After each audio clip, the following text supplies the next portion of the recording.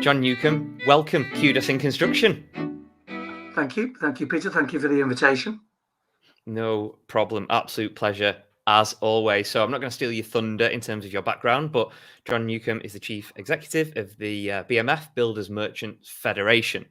I'll let him do a bit more of a detailed brief into the man himself. So, John, over to you. Can you give us a rundown of your career to date? Yes, of course. No problem at all, Peter. I guess my career started in construction, actually with JCB. I joined from university. I joined JCB on a graduate marketing scheme, then became a market analyst at JCB, and then decided to leave JCB to do an MBA. So I did my master's in business administration at University of Bradford Management Centre, and then left Bradford and left, if you like, the industrial sector to go and work in consumer products marketing, not FMCG, but the durable side. So I worked for brands like Russell Hobbs, part of Tube Investments, who owned Rally Bikes at the time. I then became marketing director. I worked in the ceramic tile industry as well for H&R Johnson Tiles. Then became marketing director of Sandvik, and then joined Addis Consumer Products Plastics business as marketing director, then became sales and marketing director, and then eventually became managing director of Addis. And then I also left Addis to join a distribution and import company responsible for the licensing of brands. So we had a major brand called Ready Steady Cook, which you may be aware of, a BBC brand. We had the exclusive distribution rights for that brand. And then full circle came back into the construction industry just over 9 years ago, joining the BMF, the Builders Merchants Federation, as managing director, and then took over as chief exec about 4 years ago now, 4 or 5 years ago. And I've been, at the BMF for 9 years. And so I feel I've come full cycle from industrial marketing, construction industry into consumer products, and then back out, and now, of course, running a trade association, which is a very different type of field to running a commercially based business. Rally and Ready Steady Cook, there's two for the younger generation. Although they're probably that nostalgic that they're probably back in fashion. Rally bikes is you can still buy a Rally bike. It's just they're made in China now, as opposed to made in Nottingham, which is when I was involved with that brand. And Ready Steady Cook, as far as I'm aware, is still quite well known, actually, in cooking terms. Excellent. Yeah, absolutely. So let's move on and talk specifically about construction. Yeah. What is it about the construction industry that's so exciting? Well, obviously, when I left, if you like, the housewares industry, the soft, fluffy side of sector, to come into the harder edged construction industry, I was apprehensive coming back into it, but I have to say I've loved every minute of my 9 years back in the industry. I mean, people talk about this industry being a people industry, and it genuinely is still a people's industry. It's obviously changing, and part of the excitement of the sector is that it is changing, and it needs to change, by the way, as well, but then I don't want it to lose its traditional values. So I just think there's some great people working in the industry. I think it's an industry that really has accepted that it needs to embrace change in a number of areas. It needs to be more diverse. It needs to attract younger people. It definitely needs to attract more women into the industry. It's starting to embrace digitalization.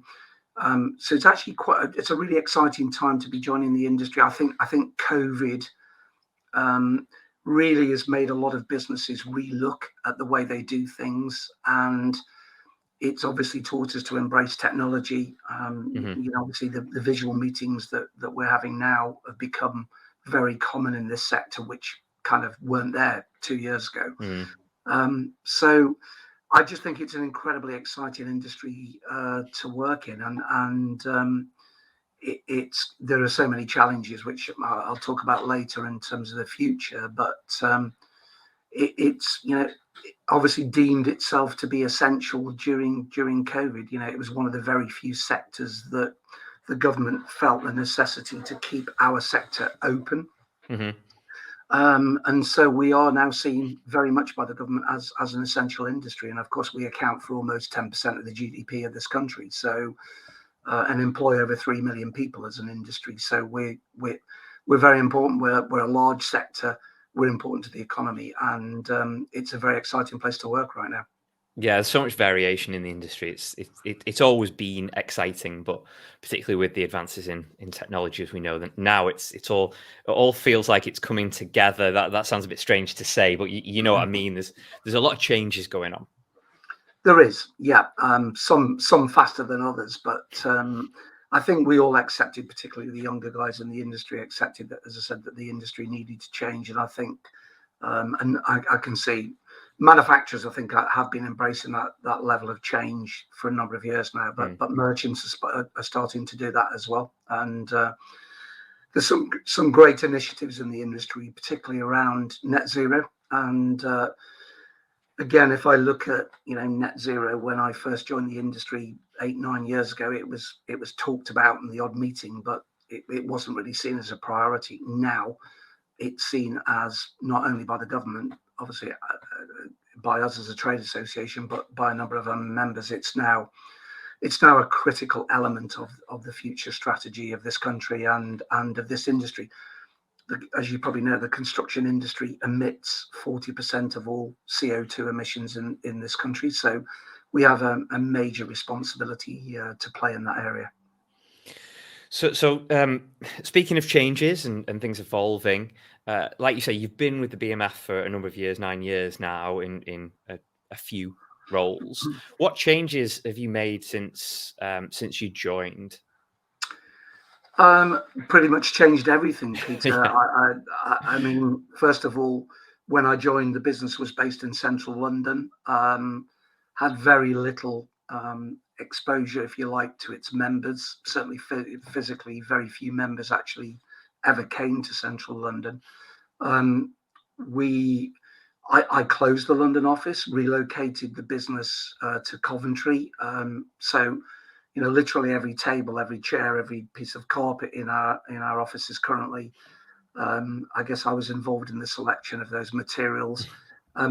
Every single employee within the business, bar one, I've recruited or been involved in their recruitment process. So it very much feels like my team. And I think, if you look at the growth in membership numbers, when I joined, we actually hit our lowest point at about 330 members, and we're now at 770 member companies. So, we've grown the business exponentially over that 9-year period. And I think, if you were to survey our members now, on the basis of the level of support that we give to them, and we've given them during COVID, I would expect you to see very strong results. Whereas in reality, there was very little engagement, I think, with our members. And we, as I said, if you plot the graph up to the date I joined, then it was one of continuous decline. And for the last 9 years, we've continually grown the organisation. And then this year we acquired the Institute of Builders Merchants. So, not only are we a trade association now, but we own the only institute within this sector, and are obviously very keen and ambitious to drive the growth of the institute, which is really all about recognizing individuals and accrediting training of individuals, and for those individuals to be able to use letters behind their name, as you do if you're in any professional sector. Whether you're an architect or an accountant or an engineer, you're able to use letters behind your name. We don't see our industry should be any different than any of those professions. Yeah, absolutely. I'm trying not to get drawn into a marketing conversation here, John, and you're really drawing me towards that. Well, we're both marketeers, so that's quite difficult not to do that. But, yeah, absolutely. And if I go down that route, I'm just concerned that we'll miss Christmas. So, okay. so let's not do that. Let's focus on the present. So, turbulent times, as we know. How are you effectively helping your members right now and in the very recent past? Well, I think our engagement with members over the last sort of 18 months during COVID, it's gone to a different level, Peter, because, I mean, it's difficult to remember those times in March, but nobody really knew what the hell was going on. And a lot of the merchants closed because they felt that that was the government advice coming out. A lot of manufacturing businesses closed, and effectively the industry, the construction industry, was starting to grind to a halt. And at that time, I was asked to join the Construction Leadership Council, which I'm still representative of our sector on that CLC. And that really was government bringing together some of the key lead individuals in the industry, basically to say, look, we don't want your industry to close down. In fact, quite the opposite. We see it as an essential sector. If you remember the building of the Nightingale hospitals there, we were needed at a critical time. So really, my primary job with members at that stage was really to get them to reopen again. And there was a period of about 4 to 5 weeks where we embarked on obviously video campaigns. I was ringing individual member companies. Obviously, we were feeding back through letters. We were sharing letters from the government as well with our members. And then we were helping with things like business rates, business rate relief. So we were actively involved with the CLC. We were actively involved with the government, and then of course we were channeling all of that information back to our members in various formats. And yeah, we got the industry back open in actually a relatively short period of time. And of course, we stayed open for the last sort of 18 months or so. And obviously, the industry, as you probably know, is booming currently. So, merchants are obviously are enjoying the huge levels of demand that we've seen both from the trade and from the sort of DIY consumer. But had we done nothing at that time, then the industry would have stayed closed, and we would be in a very, very different shape than we are now. Yeah. Absolutely, I can contest to that because I couldn't get a shed for love nor money about a year ago. That's a different story, and not for here. So that's current times or very recent times. What about the future for merchants and the industry as a whole? If not just surviving but actually thriving, what do you think the coming years will hold? Well, as I said earlier, I think it's a really exciting time to be in the construction industry. I think one thing that the merchants have learned has been really the power of digitalization, and a number of merchants have now fully embraced the opportunities that online brings. So, rather than see it as a threat, if it relate to their business, they're seeing it as an opportunity. So I think digitalization and the development of an online presence, online trading account is going to be critically important for the survival of merchants. We've obviously seen a lot of mergers and acquisitions. We've seen a lot of private equity money coming into the industry. And I know a lot of the smaller independents are very, very concerned about that. But again, if you look back at this industry 20, 30 years ago, it was still going through this process, but it was, some of those acquisitions and mergers were being driven by the large national groups like the Travis Perkins and the Wolseleys and the Graftons of this world.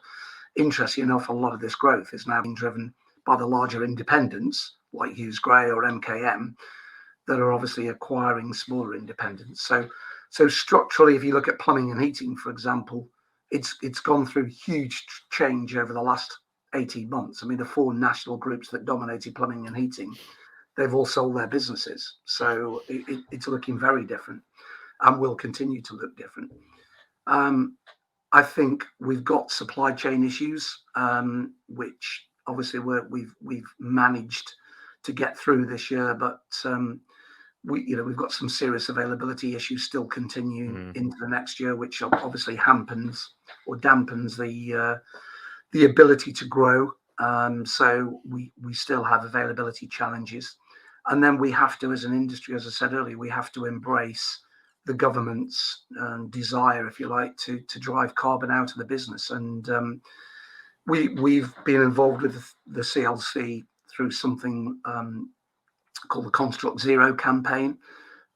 Incredibly proud that of the 50 companies that have signed up to Construct Zero so far, 20 of those come from BMF members.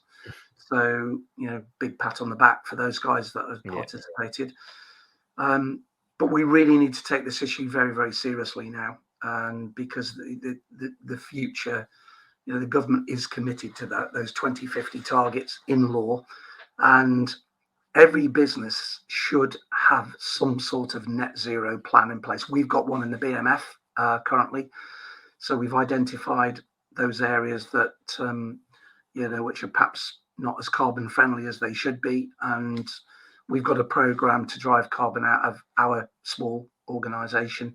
Every business should have that, particularly every business in the construction industry, because, as I said, we account for 40% of all CO2 emissions. So I think that's going to be it's going to be a trend that gathers momentum. Certainly, if you look at the large corporate businesses now, like the Travis Perkins and the Graftons of this world, unless you have some sort of ESG strategy in place, in fact, they all have, because they have to have, because they're expected by their shareholders to have. It's how do we get the smaller regional merchants and some of the smaller suppliers involved in this campaign is one of our biggest challenges. Mm-hmm. Yeah, absolutely. I agree with you there. Getting through to the smaller people, the smaller companies that don't think they're going to make a difference, but collectively, that's massive for the industry. And I mean the one other trend which we talked about briefly earlier is diversity and inclusion, and the industry is heavily male orientated, as we know. It's heavily white male and stale orientated.